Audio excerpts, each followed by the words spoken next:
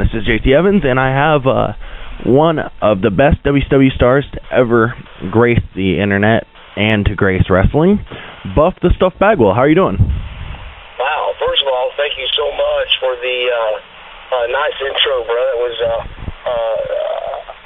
very, very nice of you, and was one of the best rides of my entire life, so thank you.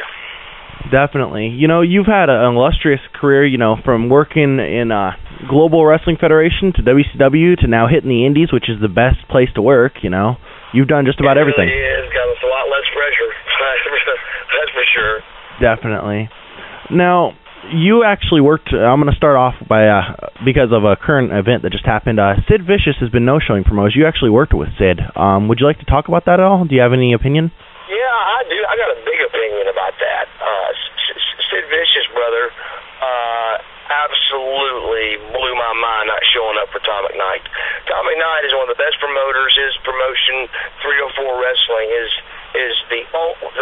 one of the only three companies that I know of nationwide that have a Prototron.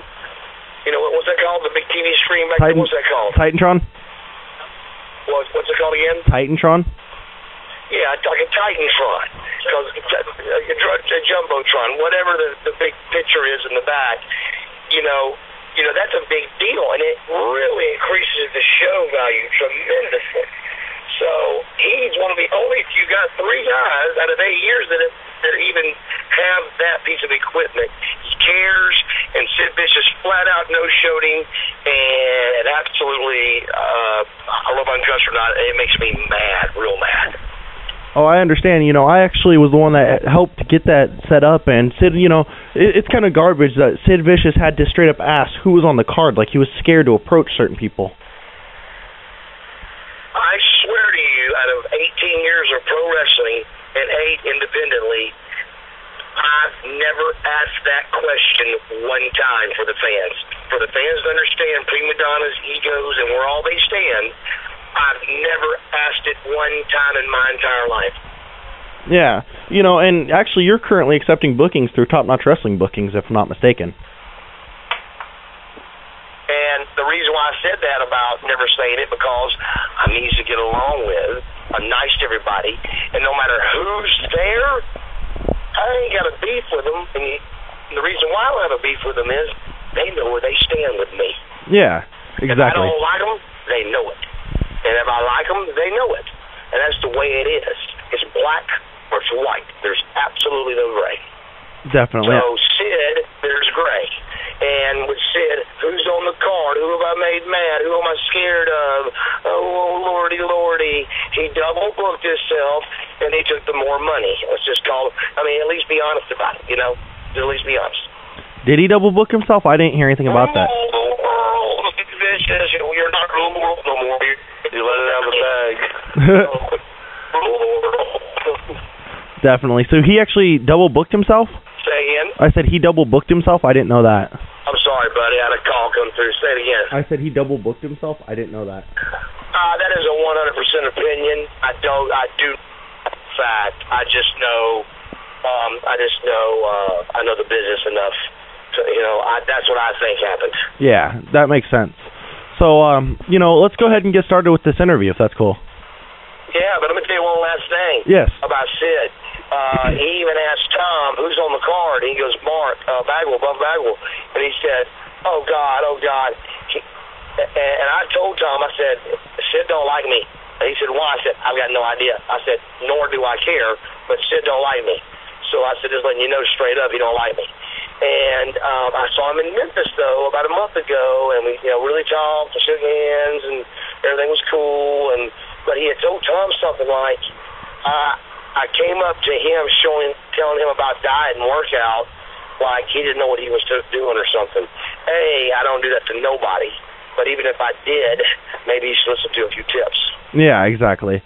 You know, and I have to say this, you know, the guy's like 47 years old, and he hits the gym for like 12 hours a day in hopes that Vince will call him, you know. Yes. It's sad. So. Well, keep in mind, we're all on that boat for sure, hoping the call comes, but I don't lose sleep over it, and I think he does. Yeah, exactly. Now, but you don't get them burning into Indies guys. Your name gets bad, and it ain't gonna hurt him in the big world, but it really won't probably. But just to the indie world, it's devastating. Exactly. Now, also, there was rumors that he actually had no-showed Eric Bischoff back in the day. Oh, guess what for? What? A softball game. Are you kidding me? He's a softball fanatic, and I remember because I was in the loop of the main guys. I was the yearling. I was the baby, but I was among all the big stars. Yeah, so he used I remember them telling me about how much he loved softball. Wow. He'd blow a show off, a big pay-per-view and stuff because of playing softball. That's not right. That's messed up right there, bro. Yeah, I agree. So, now, my first actual question in this interview is, can you tell us about your high school baseball career? I was all-county, all-state at Sprayberry High School my senior year, which was 88, and we went to the quarterfinals of the state, got beat there by Noonan, and that was probably the funnest thing I had with sports. We had some good football stories, but we were a horrible team. Our baseball team broke 20-something records for our high school, which is no big deal, but 20-something records for your own school is a pretty big deal. Yeah. And we had a couple guys sign and all that. And I played against Matt Pashota is his name. He was in Walton. He went to the Chicago Cubs, and his name's Mark Pashota. And he was a super athlete back then, playing for Walton. And during the final game that we played against him, and he's the kid that pitched the East Cobb World Series, Little League. Yeah. He's the same guy. His name's Mark Pashota. He signed with the Cubs. Well, I played against him the exact same year in Walton versus Sprayberry. And during our final game, who goes to state, my coach went on the field for an argument and had a heart attack. Wow. Yeah, it's crazy. And me and Pashota got in a fight. He came around first base and elbowed me. He's about 6'5". But let's get on with this interview. Yeah. Go ahead, Eddie. All right. Growing up, did you watch wrestling? I did not. I was not a watcher of wrestling. I did not. I mean, when I was younger, I did. It was in our house, and it was a Sunday thing we did. But then as I got older, I did not. So I'm sorry. I take it back. When I was young, yes, we would, like as a Southern family. And we had money, which added to, like, giving redneck, money. It's hard to do, but that's what it was. And but we'd come home from deer hunting with food cooked, and wrestling on television, and that was what we did on Sunday night, watching Gordon Soley. So Nice. It was a big deal for a couple, 3 or 4 years of my life, but never like I want to be one or dress up like one, nothing like that. My brothers were all over that. Oh, okay. How did you get your start? Missy Hyatt. It's in her book, but she actually moved in next door to me at Poplar Place Apartments in Kennesaw, Georgia, when she was married to Hot Stuff Eddie Gilbert. I know where that place is.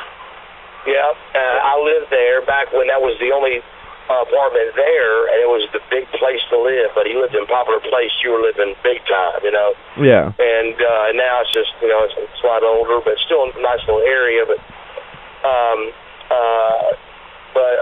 sorry about that. I'm on the way to a show now. I was just seeing about this. We had a crazy detour. But go ahead with your question.